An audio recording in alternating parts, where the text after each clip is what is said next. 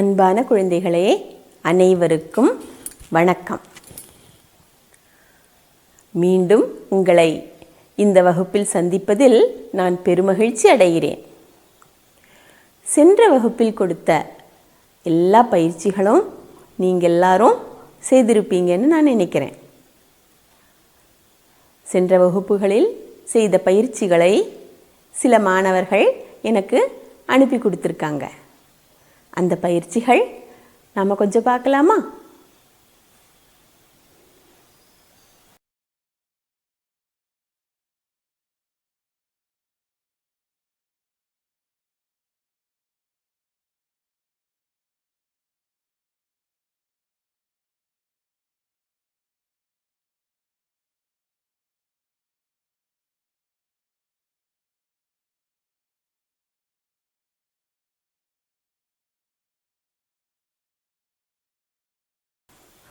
போன வகுப்பில் உங்களுக்கு கட்டத்துக்குள் விளையாட்டுகளை கண்டுபிடிக்கின்ற ஒரு புதிர் போட்டி கொடுத்திருந்தேன். ஞாபகம் இருக்கா? எல்லாரும் அந்த கட்டத்துக்குள் என்னென்ன விளையாட்டுகள் வருது அப்படிங்கிறத கண்டுபிடிச்சிங்களா? இதோ இந்த விளையாட்டுக்கள் எல்லாம் உங்களுக்கு கிடைச்சதான்னு திரையை பாருங்க. முதல்ல இடமிருந்து வலமாக என்னென்ன விளையாட்டுக்கள் பாருங்க. இடமிருந்து வலமாக சிவப்பு நிற எழுத்துக்களால் உங்களுக்கு காண்பித்திருக்கிறேன். அதை பாருங்க. பூப்பந்து, குத்துச்சண்டை, மெதுவோட்டம், பரம்பு பந்து, வலைப்பந்து. இன்னும் ஒரு முறை கூட சொல்கிறேன், கவனிங்க. பூப்பந்து, குத்துச்சண்டை, மெதுவோட்டம், பரம்பு பந்து, வலைப்பந்து. இந்த விளையாட்டுக்கள் இடமிருந்து வலமாக இடம்பெற்றுள்ளன. அடுத்து மேலிருந்து கீழாக கவனிங்க பார்க்கலாம். பளு தூக்குதல், அது ஏற்கனவே நம்ம அடையாளப்படுத்தின ஒன்று. அடுத்தது பாருங்க. கபடி, காற்பந்து, ஓட்டம், நீச்சல், கால்நடை போட்டி, ஹாக்கி. இன்னொரு முறை கவனிங்க. பளு தூக்குதல், கபடி, காற்பந்து, ஓட்டம், நீச்சல், கால்நடை போட்டி, ஹாக்கி.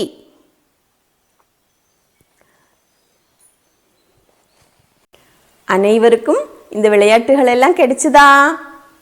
சரியான பதில் கண்டறிந்த அனைவருக்கும் பாராட்டுகள். நாம் அடுத்த பாடப்பகுதிக்கு செல்வதற்கு முன்னாடி நீங்கள் தினமும் காலையில் எழுந்தால் உற்சாகமாவதற்கான ஒரு சின்ன பயிற்சியை டீச்சர் உங்களுக்கு சொல்லித்தரேன். முன்பு நடந்த வகுப்புகளில் காலையில் எழுந்தால் என்னெல்லாம் செய்ய வேண்டும்னு நான் ஏற்கனவே சொல்லியிருக்கேன். அதை கூடவே நீங்கள் இந்த குட்டி பயிற்சியை கூட செய்யலாம். இது கழுத்துக்கு மேலே உள்ள இரத்த ஓட்டத்தை சீராக வைக்கும். தூங்கி எந்திரிச்ச உடனே மூளையெல்லாம் தூங்கிட்டு இருக்கும் இல்லையா, அதை எழுப்புவதற்கு ஒரு சின்ன பயிற்சி. நாங்கள்லாம் படிக்கிற சமயத்தில் எங்கள் வாத்தியார்கள் பள்ளிக்கூடத்தில் தூங்கி வழியிற பிள்ளைங்க கிட்ட இது மாதிரியான பயிற்சிகளை செய்வாங்க. அது பிள்ளைங்க செய்ய மாட்டாங்க, வாத்தியாரே செய்வாங்க. எப்படி தெரியுமா? இந்த செவி இருக்கு இல்லையா, நம்முடைய இந்த செவிகளை கம்மல் போட்டிருந்தா அது கழண்டு வராமல் பார்த்துக்கணும் பிள்ளைகளா. கம்மல் போட்டவங்க அதை கழட்டி வச்சுட்டு செய்யலாம். 2 கைகளால் செவிகளை பிடிச்சுக்கணும்.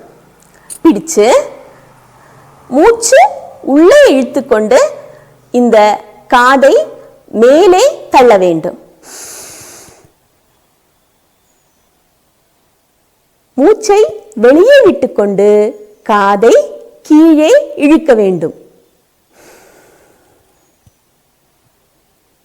டீச்சர் ஒரு முறை செய்கிறேன், கவனிங்க.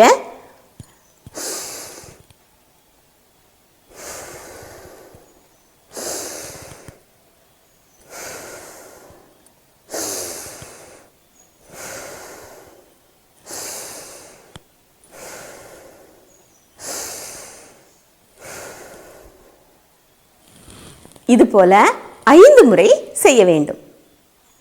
இனி அடுத்ததாக செவி மடல்களை பிடித்து கொள்ள வேண்டும். இதை இப்படி பிடித்துக்கொண்டு மூச்சை உள்ளே இழுக்கும் பொழுது பின்பக்கமாக இழுத்து மூச்சை வெளியே விடும் பொழுது வெளிப்புறமாக சுழற்ற வேண்டும். கவனிங்க.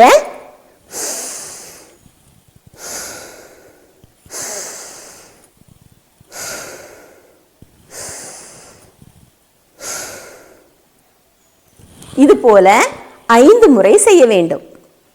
இதையே நாம திரும்ப மூச்சை உள்ளே இழுக்கும் பொழுது வெளிப்புறமாகவும் வெளியே விடும் பொழுது உட்புறமாகவும் செவியை திருக வேண்டும். இப்ப கவனிங்க, இது 3வது பயிற்சி.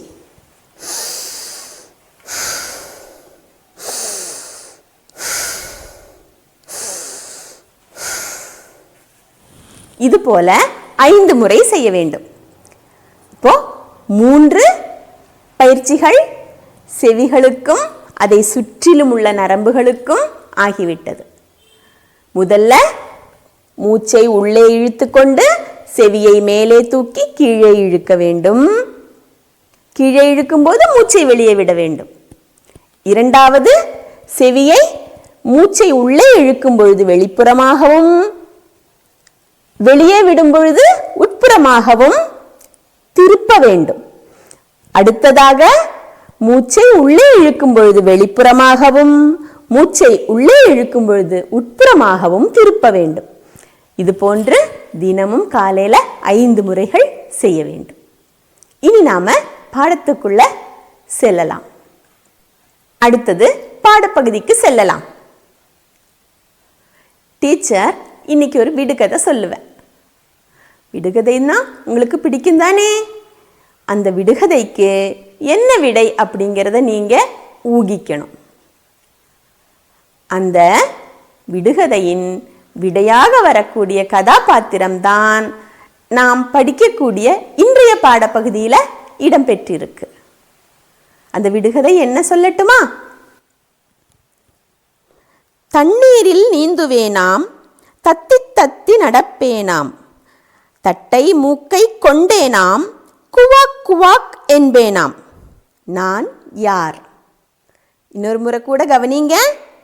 தண்ணீரில் நீந்துவேனாம், தத்தி தத்தி நடப்பேனாம், தட்டை மூக்கை கொண்டேனாம், குவாக் குவாக் என்பேனாம், நான் யார்? சரிதான், நீங்க பதில் சொல்லிட்டீங்க இல்லையா? என்ன? வாத்து. ஆமா, தட்டையான மூக்கை கொண்டு தண்ணீரில் நீந்தக்கூடிய வாத்து தான் நாம் இன்று படிக்கக்கூடிய பாடத்தினுடைய கதாபாத்திரம். நம்முடைய பாடப்புத்தகத்துல இப்படியும் மனிதர்கள் என்று ஒரு பாடப்பகுதி கொடுத்திருக்காங்க. அந்த பாடப்பகுதியில என்ன சொல்லியிருக்காங்கங்கிறத நாம வாசித்து பார்க்கலாம். எல்லாரும் தமிழ் புத்தகத்தை தயாரா வச்சிருப்பீங்கன்னு நினைக்கிறேன். தமிழ் புத்தகத்துல எல்லோரும் அந்த பாடப்பகுதியை எடுங்க பார்க்கலாம். பக்கம் 50. பாடப்புத்தகத்துல பக்கம் 50. இதாக்கும் நான் வாசிக்க போற பாடப்பகுதி. டீச்சர் ஒரு முறை வாசிக்கிறேன். எப்பவுமே சொல்ற மாதிரி தான் இப்போ சொல்றேன். உங்கள் விரல்களை வரிகளுக்கு கீழே வைத்துக்கொண்டு கவனமாக கேட்க வேண்டும்.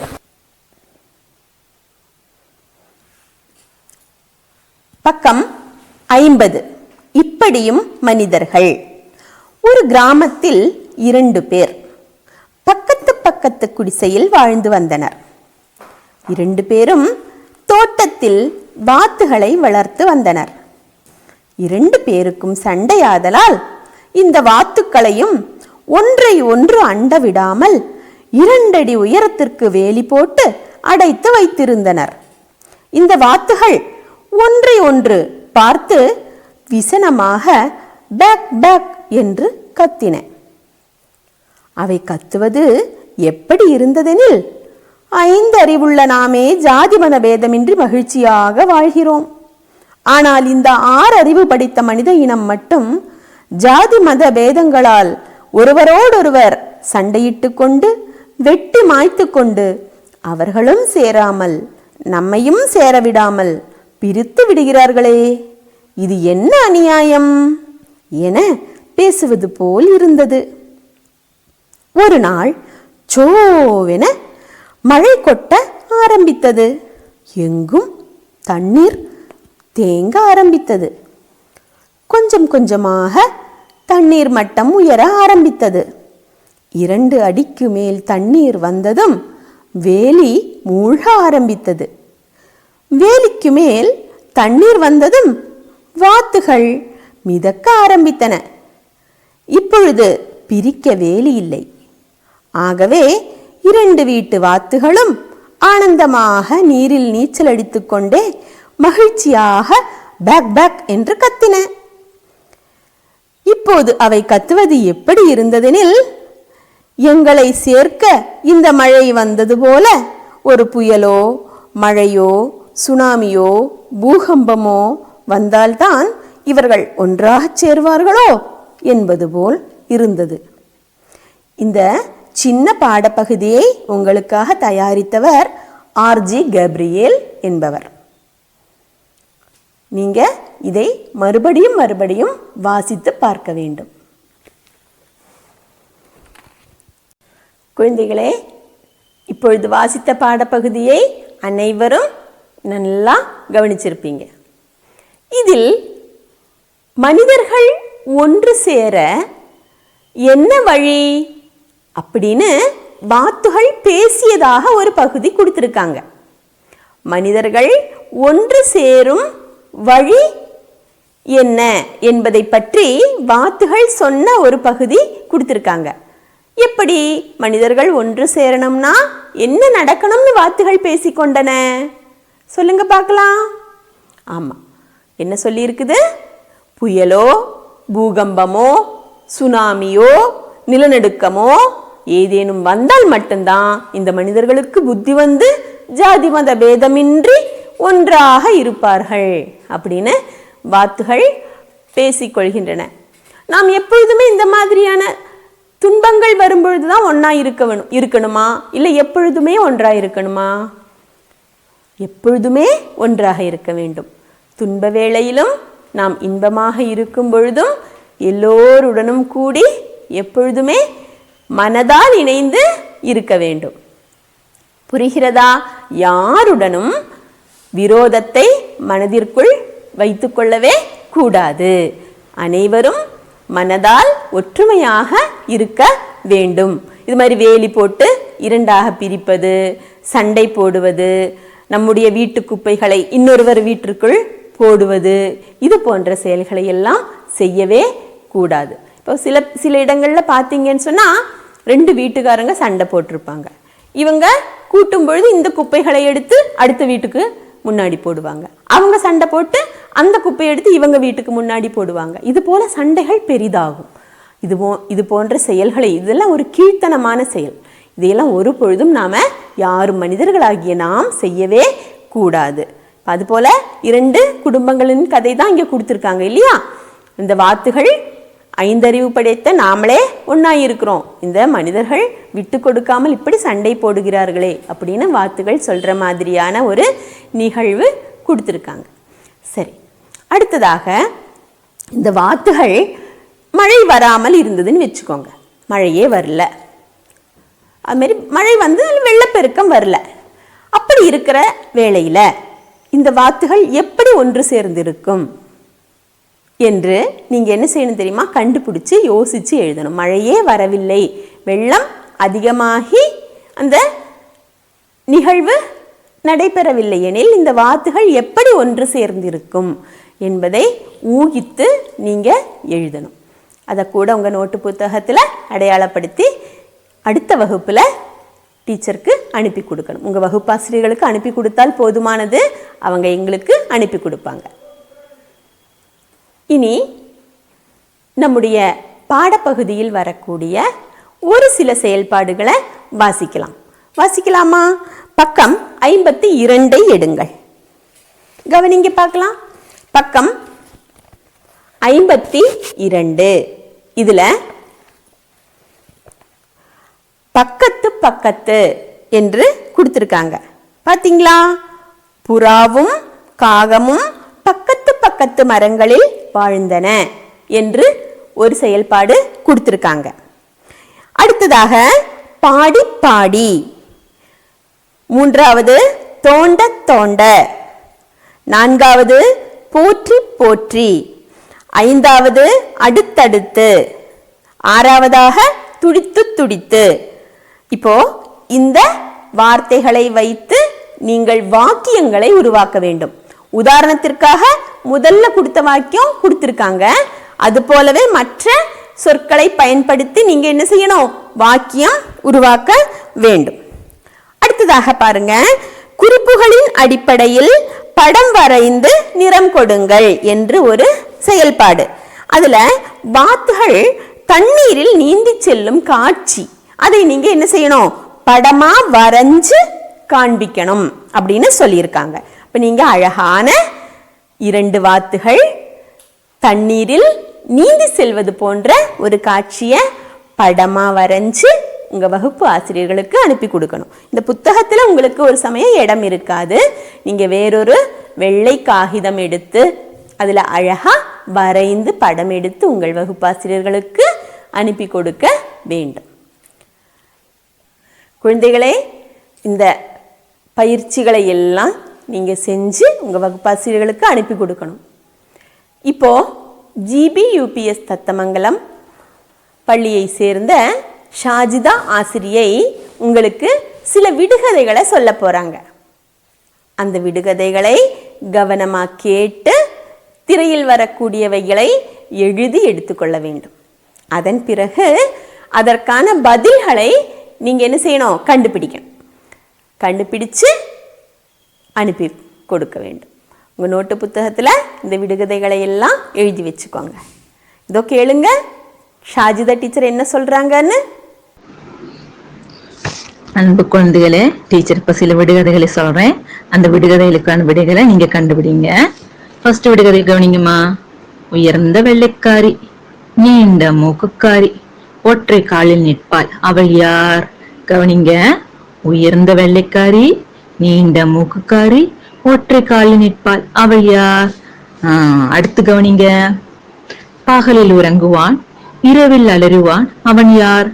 பகலில் உறங்குவான், இரவில் அலறுவான், அவன் யார்? அடுத்து கவனிங்க. ஓடுவதோ குதிரை வேகம், இருப்பதோ 2 கால்கள், ரெக்கை உண்டு ஆனால் பறக்க முடியாது, நான் யார்? கவனிங்க. ஓடுவதோ குதிரை வேகம், இருப்பதோ 2 கால்கள், ரெக்கை உண்டு ஆனால் பறக்க முடியாது, நான் யார்? அடுத்து கவனிங்க. காலையில் ஊதும் சங்கு, கறி சமைக்க உதவும் சங்கு, அது என்ன? காலையில் ஊதும் சங்கு, கறி சமைக்க உதவும் சங்கு, அது என்ன? அடுத்து கவனிங்க. பசியிலே கரைவான், பாசத்திலும் கரைவான், தண்ணீரில் கரைய மாட்டான், அவன் யார்? கவனிங்க. பசியிலே கரைவான், பாசத்திலும் கரைவான், தண்ணீரில் கரைய மாட்டான், அவன் யார்? அடுத்து கவனிங்க. மாட மாளிகையில் வசிப்பான், மன்னன் அல்லன், கூட கோபுரத்திலும் வசிப்பான், கடவுள் அல்லன், அவன் யார்? மாட மாளிகையில் வசிப்பான், மன்னன் அல்லன், கூட கோபுரத்திலும் வசிப்பான், கடவுள் அல்லன், அவன் யார்? அடுத்தது கவனிங்க. சொன்னதை சொல்லும் பெண்ணுக்கு பச்சையாம் பாவாடை, அவள் யார்? சொன்னதை சொல்லும் பெண்ணுக்கு பச்சையாம் பாவாடை, அவள் யார்? அடுத்து கவனிங்க. முட்டையிடும், குஞ்சு பொரிக்காது, குரலில் இனிமையுண்டு, இசை தெரியாது, அது என்ன? முட்டையிடும், நெஞ்சு இருக்காது, குரலில் இனிமை உண்டு, இசை தெரியாது. அது என்ன? அடுத்து கவனிங்க. மின்னும் நீலம் மேனிக்காரன், தரமான ஆட்டக்காரன், மேகம் இருண்டு வந்தால் மோகம் கொண்டு ஆடுவான், அவன் யார்? கவனிங்க. மின்னும் நீலம் மேனிக்காரன், தரமான ஆட்டக்காரன், மேகம் இருண்டு வந்தால் மோகம் கொண்டு ஆடுவான், அவன் யார்? அடுத்து கவனிங்க. வானில் வட்டமிடுபவனுக்கு பூமியில் தான் இறை கிடைக்கும், அவன் யார்? வானில் வட்டமிடுபவனுக்கு பூமியில் தான் இறை கிடைக்கும், அவன் யார்? எல்லா கேள்விகளும் கவனிச்சிங்களா? சரி, இதுக்கான விடைகளை உங்க டீச்சருக்கு எழுதி அனுப்புங்க. குழந்தைகளே, இந்த பாடப்பகுதியில வாத்துகள் தானே முக்கியமான கதாபாத்திரமாக வருகிறது. இந்த வாத்து கதாபாத்திரத்தை பத்தின பாட்டுகள் உங்களுக்கு தெரியுமா? அது தெரியுமானா அதை நீங்க என்ன செய்யணும்? சேகரித்து எனது பாட்டு புத்தகம் என்ற நோட்டு புத்தகத்துல எழுதி வச்சுக்கணும். அதன் பிறகு வேறு சில பழமொழிகள், பறவைகள் மட்டுமல்லாம விலங்குகள் பற்றின பழமொழிகள், அதே மாதிரி பறவைகள் பற்றிய பழமொழிகள், இவற்றையெல்லாம் நீங்க என்ன செய்யலாம்? சேகரிக்கலாம் என்று உங்களுக்கு ஒரு முறை கூட ஞாபகப்படுத்துகிறேன். இதை சேகரித்தால் மட்டும் போதாது, இதையெல்லாம் உங்க நோட்டு புத்தகத்துல எழுதியும் வைத்துக் கொள்ள வேண்டும். இப்போ விடுகதைகள், பறவைகளை பற்றிய விடுகதைகள், விலங்குகளை பற்றிய விடுகதைகள், அதே போல பறவைகளை பற்றிய பழமொழிகள், பறவைகளை பற்றிய விடுகதைகள் என்று பிரித்து எழுதி வச்சுக்கலாம். அது மாதிரி பறவைகளை பற்றிய பாடல்கள், விலங்குகளை பற்றிய பாடல்கள் என்று இதையெல்லாம் சேகரித்து உங்களுடைய சேகரிப்பு நோட்டு புத்தகத்தில் எழுதி வைத்து கொள்ள வேண்டும். அதுபோல மனிதர்கள் சண்டையிடாமல் இருக்க என்னெல்லாம் வழிமுறைகளை கடைபிடிக்கலாம், நம்ம என்னெல்லாம் அன்றாட வாழ்வில் எப்படியெல்லாம் நம்முடைய கெட்ட பழக்கங்களை மாற்றிக்கொள்ளலாம் என்பதை பற்றி ஒரு சின்ன குறிப்பு கூட நீங்க எழுதி வைக்கணும், அனுப்பவும் வேணும்.